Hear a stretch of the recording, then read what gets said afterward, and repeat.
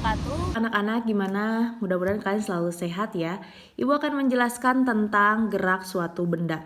Gerak suatu benda terhadap titik acuan adalah jika jarak atau posisinya berubah. Ya. Misalkan ada sebuah benda di titik A, dia bergerak ke titik B.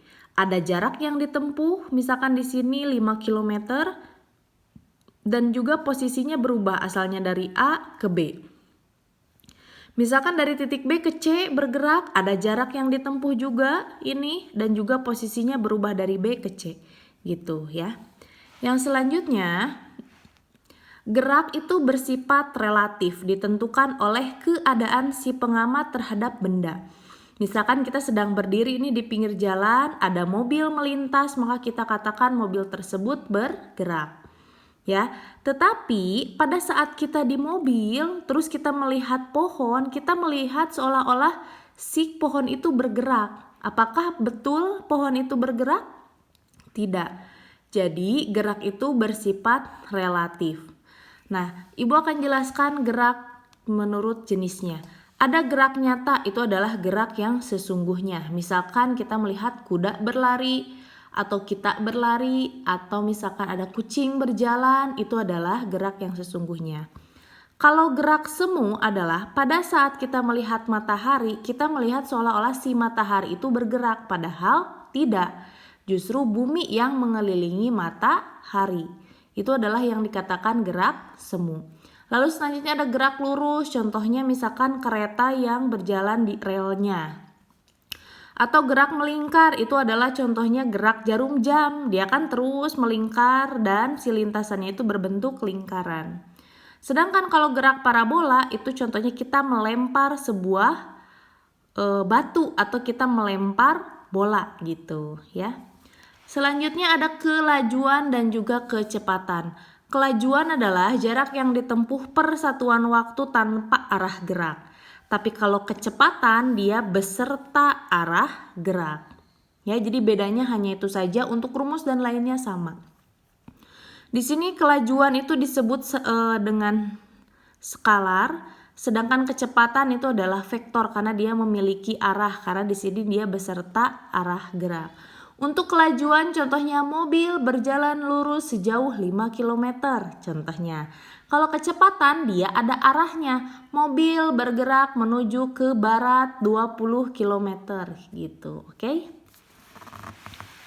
Selanjutnya Ibu akan berikan contoh soal. Ya, untuk contoh soalnya misalkan mobil berjalan dengan kelajuan 10 meter per second dari Bogor menuju Puncak. Perjalanan ditempuh dalam 2 jam. Hitunglah jarak Bogor dan Puncak.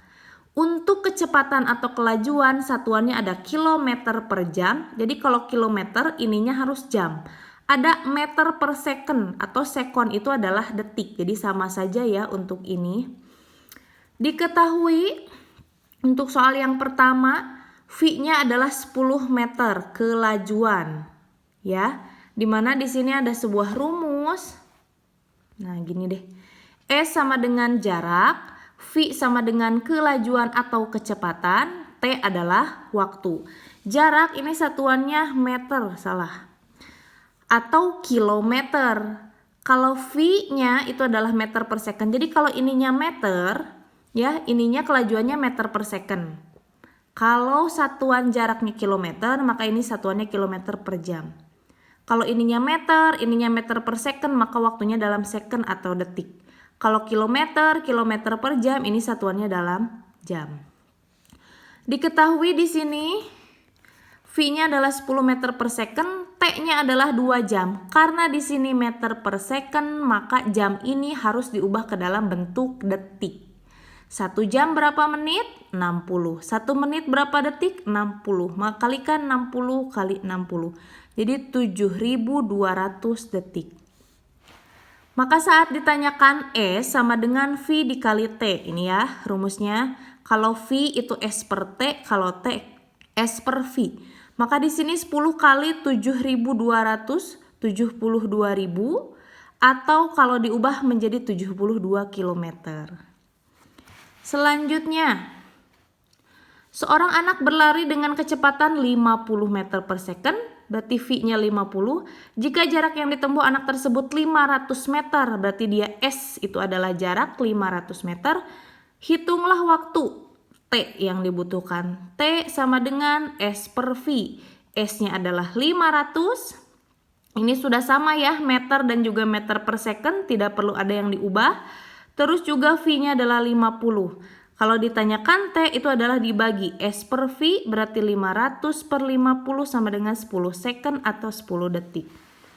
Selanjutnya, sebuah mobil bergerak dengan kelajuan rata-rata 80 km per jam. Nah, kalau ini kilometer per jam ya, berarti V-nya 80 km per jam selama 60 menit.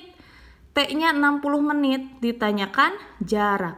Karena di sininya menit, terus di sininya kilometer per jam, harus sama dulu. Kalau di sininya kilometer per jam, maka ubah si 60 menit ini ke dalam jam. 1 jam, E sama dengan V dikali T rumusnya. 80, V-nya, T-nya 1, maka 80 km. Oke, itu contoh soalnya. Selamat mengerjakan, nanti Ibu kasih latihan.